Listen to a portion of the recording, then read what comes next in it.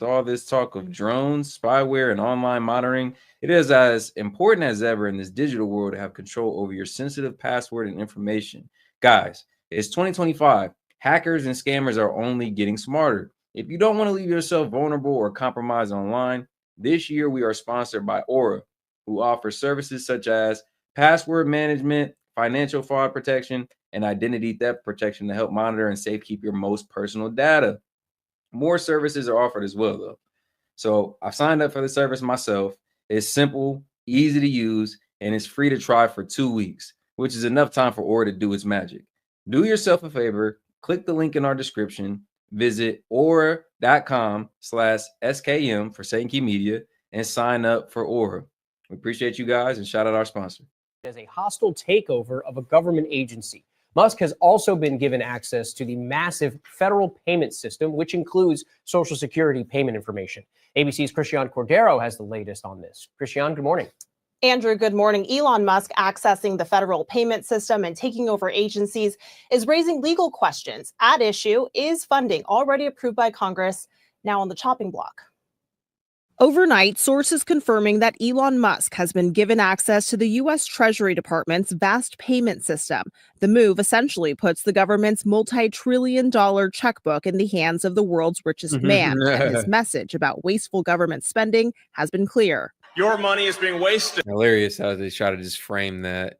A trillionaire checkbook in the world's richest man. Like, what will he do? Like, I don't know. Maybe help us out? Like, why does everybody think that? Or why is everybody trying to almost prematurely accuse this man of doing something nefarious? And the Department of Government Efficiency is going to fix that. How much do you think we can rip out? I think we can do at least $2 trillion.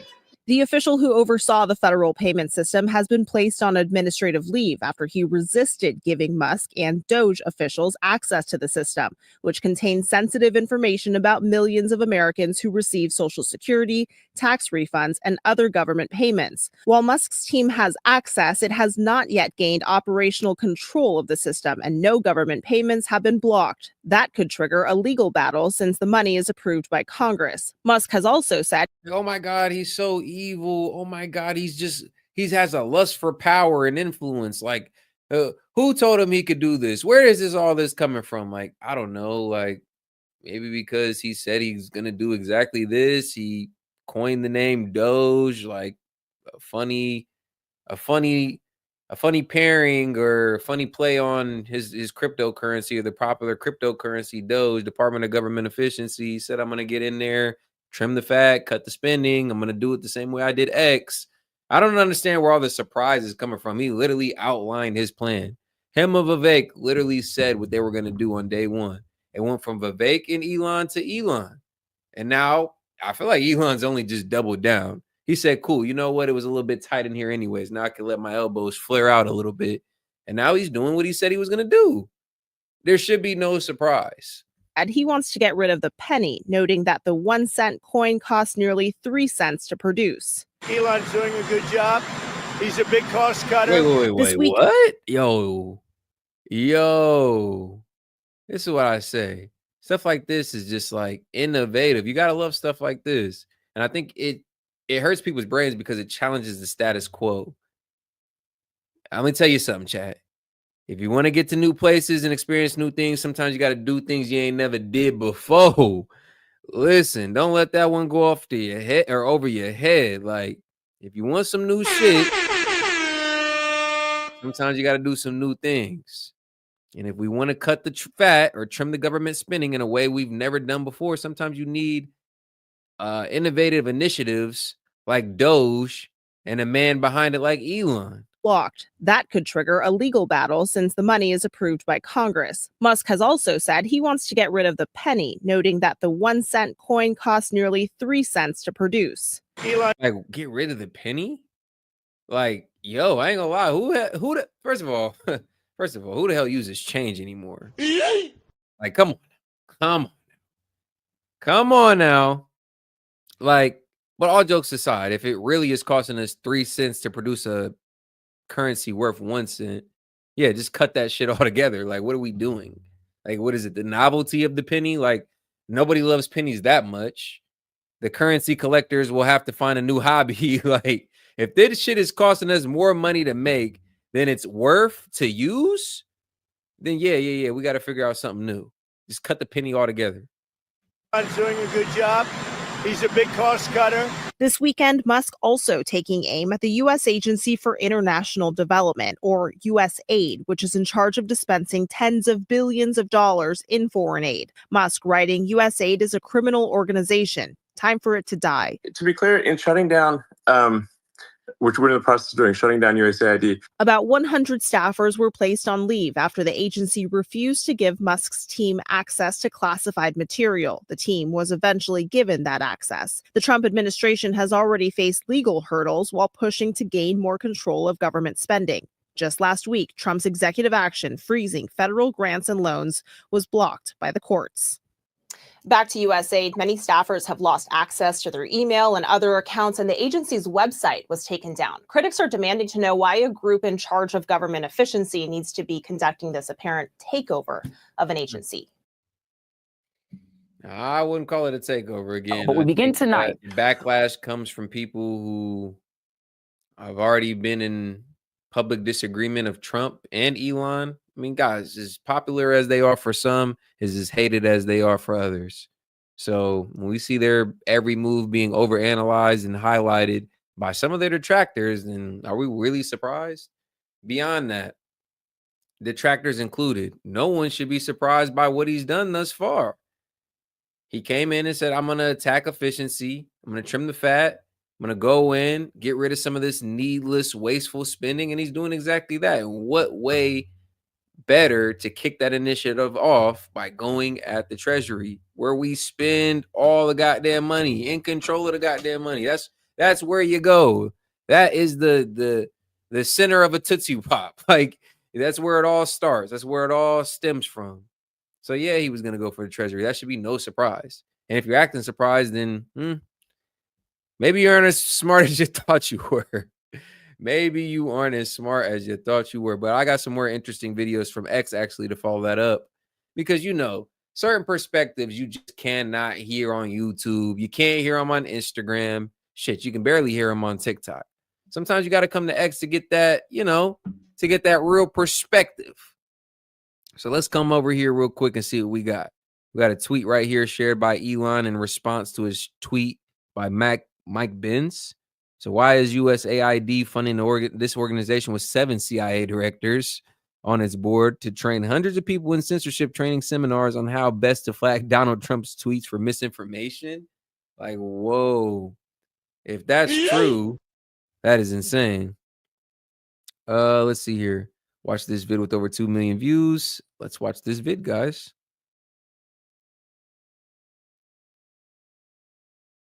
Actually, that video is a little bit lengthy, but we have some other videos to cover, but don't worry. Elon responded to that tweet and said, because USAID is or was a radical left political psyop. Insane. Elon does not hold his tongue. I respect it. The transparency and the authenticity is something I will always respect. Even if it, you know, it might come across as a little abrasive to some, it might not be your cup of tea. But what you can always respect is that he's being authentically himself and he's not mincing words or hiding his true feelings. Let's start here, guys. Got a short little clip. This is Caroline Levitt. Apparently, she's highlighting the waste of abuse of USAID. She lists the top 4 most insane priorities. She said, here's why Elon Musk and others have been taking a look. 1.5 to advance DEI in Serbia's workplace. I'm not sure what that has to do of the price of tea in China, but okay. Shout out $70K for production of DEI musical in Ireland. Like what? A musical? $70K? Like what? Production must have been insane, but $47K for transgender opera in Colombia. You know what? Colombia makes sense. Colombia makes sense on that one. And $32K for a transgender comic book in Peru. Like what the hell? What in a woke initiative? Like, what the hell? But let's get into this video real quick. Caroline Levitt, I guess, speaking on it for a second. Going towards this crap, and I know the American. And here's the reason. And here's the reason why Elon Musk and others have been taking a look. Because if you look at the waste and And shout out Castro, $2. He said Wuhan, China. Yeah. abuse that has run through USAID over the past several years, these are some of the insane priorities that organization has been spending money on. $1.5 million to advance DEI in Serbia's workplaces, $70,000 for a production of a DEI musical in Ireland, $47,000 for a transgender opera in Colombia, $32,000 for a transgender comic book in Peru. I don't know about you, but as an American taxpayer, I don't want my dollars going towards this crap, and I know the American people don't either, and that's exactly what Elon Musk has been tasked by President Trump to do, to get the fraud. Like, if the connections there are true, you just have to ask, like, why? Like, what purpose does that serve, and how does that represent my values and identity as American? Oh, wait, it doesn't. It doesn't. Which is why a lot of us are fine with this initiative. Like, bro, some of this stuff has been going on behind the scenes for far too long. And it's only these corrupt politicians that are trying to, oh, well, he's trying to get in and he's trying to be an autocrat and he wants unchecked power. The people that are saying that, the people that are crying about how he's coming in and shaking things up are the people with things to hide, are the people with things on the line, a job they're not trying to lose, some benefits they're trying to keep. Come on now, let's use our head. We got some more videos here. I wanted to definitely bring up some, because like I said, guys, you can't find these takes on YouTube. This isn't the stuff that's getting platformed on YouTube. You got to come to X for this type of perspective sometimes. But let's see here. We did have a few more videos. Let's get it. All right. Let's go here real quick.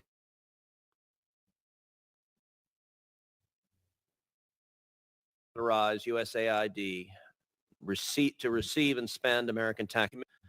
You're here today asking the committee to authorize USAID to receive and spend American taxpayer money. In your prepared testimony, you noted that USAID teams have been working day and night to send some of those resources to the Hamas-controlled Gaza Strip. How much money has USAID sent to the Gaza Strip during the Biden administration? I mean, just first let me say that the Hamas-controlled Gaza Strip, I think, is not, I think the IDF would disagree at this point that that's an accurate characterization. Who was the elected leadership in Gaza?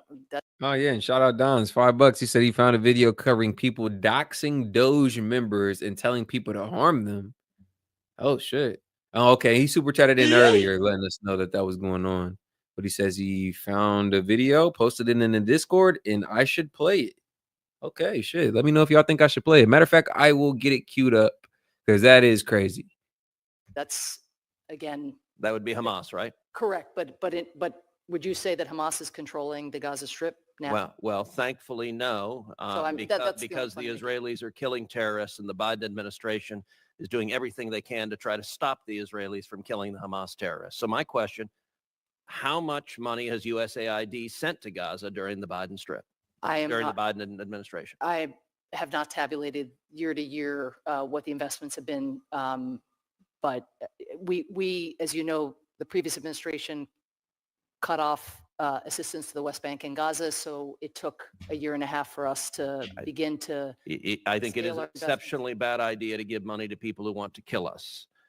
I just want to be clear. You're testifying today. You don't know how much American taxpayer money you've already spent in Gaza. You're asking the question in a specific way, and I'll get you the specific numbers related specifically to Gaza.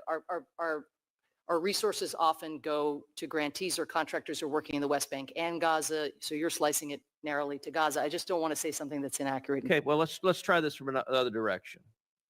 Since Hamas's October 7th attacks, the Biden administration has surged aid into the Gaza Strip. Now, you're not able to tell us how much. No, that wasn't your question.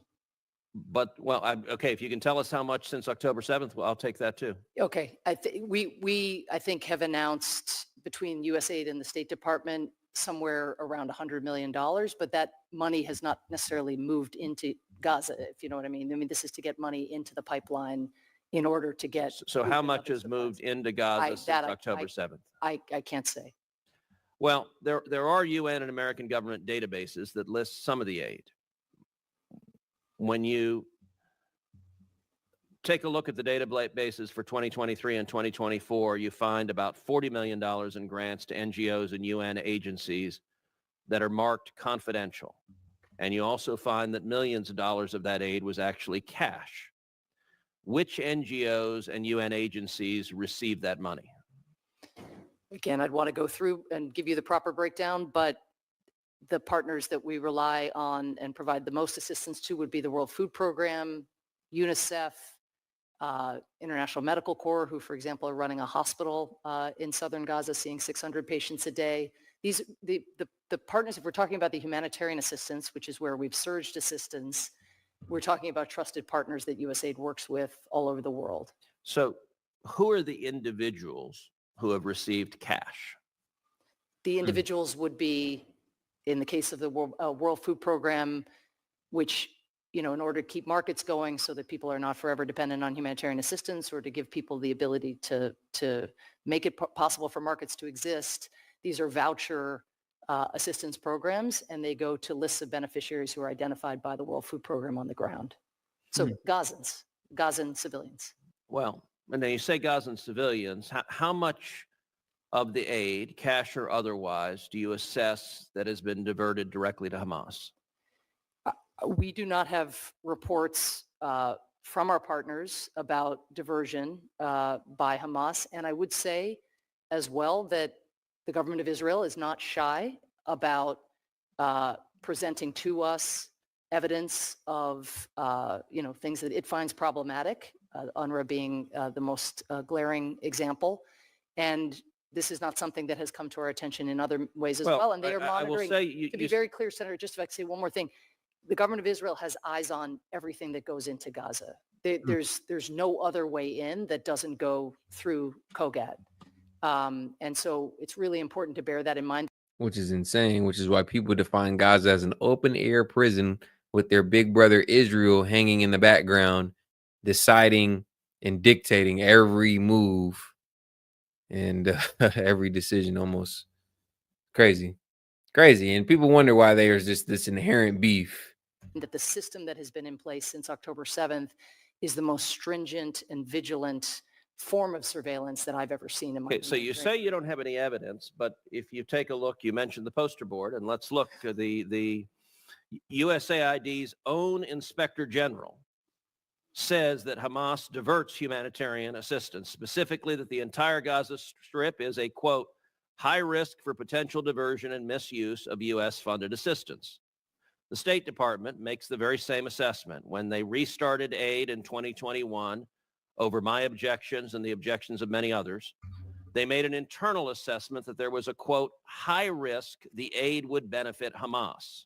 That's the Biden State Department. That's the USAID Office of the Inspector General. What are you doing to stop this money from going to Hamas? And to be clear, if you go online right now, you can see videos of Hamas terrorists riding on top of aid trucks. And so saying we don't have any evidence this is happening when your own agency says there's a high risk of this happening, that's not credible. This is an entirely appropriate fraud alert in the most complex operating environment on planet Earth, which calls on USAID, the OIG staff themselves, and our partners to be excessively vigilant and to remind partners that they have to report. Do you agree with the Inspector General that there's a high risk of Hamas diverting the aid? There's a high risk in any environment where you have armed elements. That risk is there. And in, again, this really, really unprecedented situation where you have such a small number of crossing points and such intense focus, not only on the aid as it crosses, but also on what happens to the aid with IDF soldiers patrolling through Gaza. I have to say it's remarkable. You can't tell us how much money's gone into Gaza. No, you can't tell us what's happened to stop it from going to Hamas. You asked a totally different question at the beginning. You said how much over the duration of the Biden I asked it both ways. No, and then I answered. I said roughly around $100 million, which it looks like is on your poster board. saying this looks like that's what the Inspector General, the figure that he used as well. So my point is, this is exactly the right set of questions. This is our responsibility to prevent diversion, to look into any allegation. Our partners know that when something like that happens, they have to report it to the OIG and to USAID. And we have a set of investigation measures and remediation measures that we have to take when that happens. And I'll be honest, concerns are legitimate, but how Ted Cruz structured it, I think there could have been a better moderator or interviewer, questioner, whatever you want to call it. He I don't know. He dropped the ball on that. He could have grilled her a little bit harder. Concerns are legitimate, though. Let's get into the next video here. We got Secretary of State Marco Rubio. The unresponsive agent. Well, look, I mean, my frustration with USAID goes back to my time in Congress. It's a completely unresponsive agency. It's supposed to respond to policy directives of the State Department, and it refuses to do so. So the functions of USAID, there are a lot of functions of USAID that are going to continue, that are going to be part of American foreign policy, but it has to be aligned with American foreign policy. I said very clearly during my confirmation hearing that every dollar we spend and every program we fund, that will be aligned with the national interest of the United States. And USAID has a history of sort of ignoring that and deciding that there's somehow a global charity separate from the national interest. These are taxpayer dollars. And so I'm very troubled by these reports that they've been unwilling to cooperate with people who are asking simple questions about what does this program do, who gets the money, who are our contractors, who's funded. And that sort of level of insubordination makes it impossible to conduct the sort of mature and serious review that I think foreign aid writ large should have. We're spending taxpayer money here. These are not donor dollars. These are taxpayer dollars. And we owe the American people the assurances that every dollar we are spending abroad is being spent on something that furthers our national interest. And so far, a lot of the people that work at USAID have just simply refused to cooperate. Are you currently in charge of USAID? I'm the acting director of USAID. I've delegated that authority to someone, but I stay in touch with him. And again, our goal was to go in and align our foreign aid to the national interest. But if you go to mission after mission and embassy after embassy around the world, you will often find that in many cases, USAID is involved in programs that run counter to what we're trying to do in our national strategy with that country or with that region. That cannot continue. USAID is not an independent, non-governmental entity. It is an entity that spends taxpayer dollars, and it needs to spend it, as the statute says, in alignment with the policy directives that they get from the Secretary of State, the National Security Council, and the President. And it's been 20 or 30 years where people have tried to reform it, and it refuses to reform. It refuses to cooperate. When we were in Congress, we couldn't even get answers to basic questions about programs. That will not continue. That's not going to continue. Oh, wow. And based off of Senator or Secretary of State Rubio's comments there, one could infer that the USAID was kind of running their own mission. And we sent them over there for a certain plot, and they ended up in the hands of another plot. Like, that's insane. Like, nah, we sent y'all over there for a reason. What are y'all over here funding other NGOs and other third-party groups for? Counter to our interest. Like, yeah, what the hell? Come back home and you're fired. All the leaders, every single one of you, fired. Done. Canned. But let's get into some more videos here I got on X. If I can. All right, cool. So we got Schumer here. They just got Schumer some comments after the announcement was made. Some quick comments from Schumer. Let's get into it real quick. Also know this is just the beginning. If Doge attacks USAID today, then you can be sure they'll move on to another target tomorrow. Who knows? Maybe it'll be the Postal Service or the IRS or even the Social Security Administration. They could be next. Or maybe our national security agencies. Also know this is just the... Wherever there is errant and mismanaged spending, I think Elon should be turning his attention to whatever government agency or administration is recklessly spending money, pissing away funds. That's where Elon should turn his attention to. So if you're next, you're next. For the better of the people, because America says so, goddammit. All right, now I got one more video here I wanted to get into about that USAID, kind of giving us a little bit of a deeper look and insight. Let's get into this one here. Development, USAID website or social media pages, you are informed that this site can't be reached. The media reports that the new Trump administration has not only frozen USAID activities, but may be planning on bringing it back under control of the U.S. State Department. Other reports, including statements by Elon Musk, suggest that it will be closed completely. If true, the closing of USAID may be one of the most significant changes President Trump has made among the many dramatic actions in his first couple of weeks in office. Many Americans may still have the idea that USAID is a government agency delivering relief at disaster site overseas. They may still remember the bags of rice or grain with the USAID logo on them, but that is not USAID. USAID is a key component of the U.S. government's regime change operations worldwide. Oh boy. USAID spends billions of dollars every year propping up NGOs overseas that function as shadow governments, eating away at elected governments that the Just U.S. as I just said, guys, we send USAID over into these countries, these struggling countries, I might add. And again, they fall into what seems to be their own agenda, funding third parties, NGOs, counter to our own interests. Like, we sent them over there for a purpose. Now they in the hands of somebody else working against us. And now you wonder why Trump said y'all fired. Now you wonder why Trump said, Elon, go ahead and do your thing. Yeah, this errant type of spending right here that's been commonplace finally is getting addressed. Nobody knew about this until Elon and Trump said, yeah, this is going on. U.S. interventionists want to overthrow. Behind most U.S. foreign policy disasters overseas, you will see the fingerprints of USAID. From Ukraine to Georgia and far beyond, USAID is meddling in the internal affairs of foreign countries, something that would infuriate Americans if it was happening to us.